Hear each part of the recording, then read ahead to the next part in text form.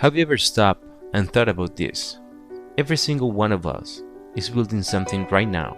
Not a house, not a bank account, not even a career. What you're really building, brick by brick, is yourself.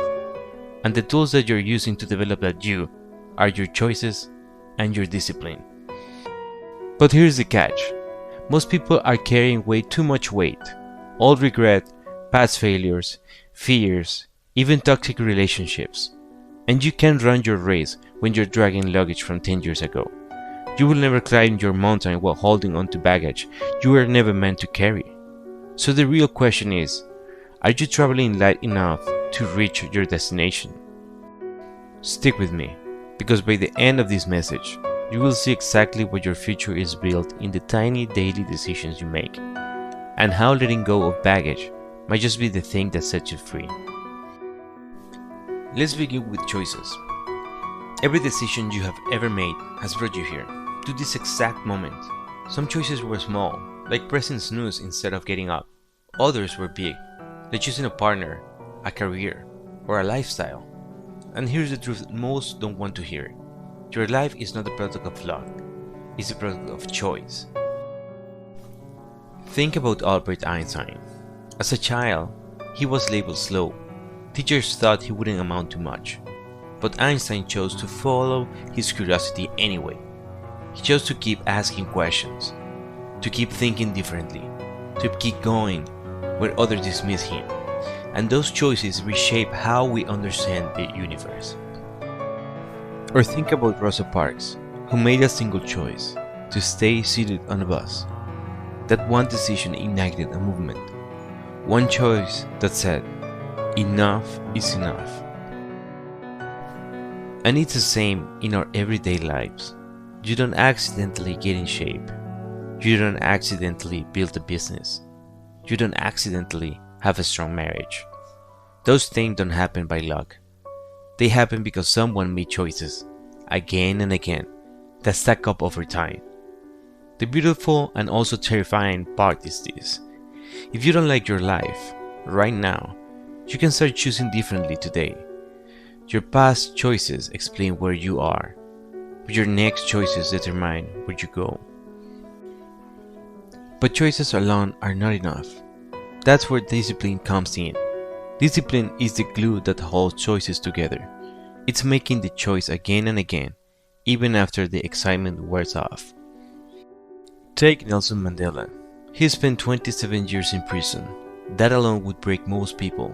But day after day, year after year, he disciplined his mind and his heart not to be consumed with bitterness, but to stay focused on freedom and justice.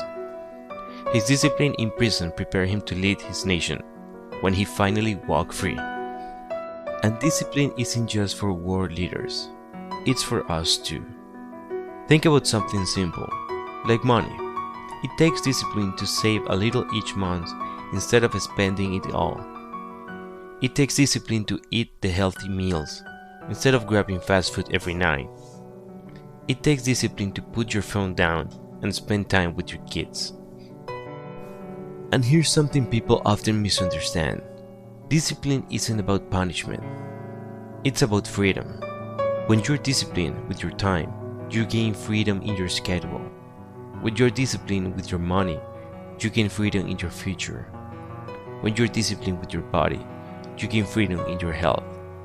The undisciplined person may feel free in the moment, but eventually they pay it with stress, with debt, with regret, and the disciplined person, they cash in later, with strength, with security, and with peace.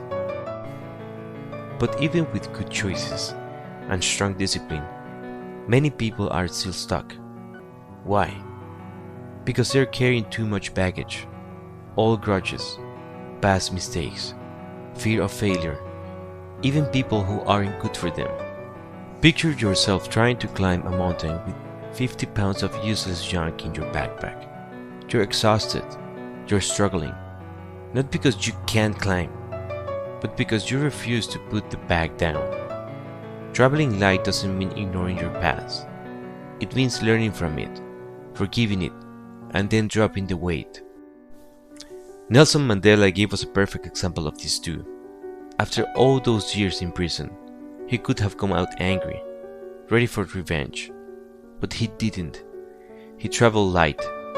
He let go of hatred so he could lead his country towards reconciliation. And because he traveled light, he became a symbol of peace and forgiveness for the whole world. And for you and me, traveling light might mean letting go of guilt, or finally forgiving someone who hurt us, or even forgiving ourselves for the mistakes we have made. It might mean walking away from a toxic friendship, or deciding that other people's expectations no longer define us. Because when you drop the weight, you move faster, you move freer, you move lighter. So let's bring it all together. Your choices are the seed, your discipline is the watering, and traveling light is removing the weeds and junk that choke your growth. When you put those three together, you become unstoppable. Because here's the truth, you're not just a product of what happens to you, you're the product of how you respond.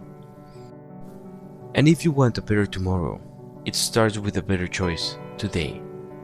It continues with discipline, and it's fueled by letting go of the weight you no longer need to carry. So let me leave you with this.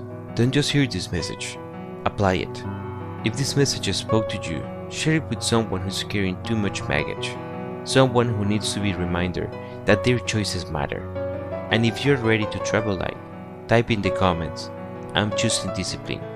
Because at the end of the day, you are the product of your choices, the product of your discipline, and your freedom begins the moment you travel light.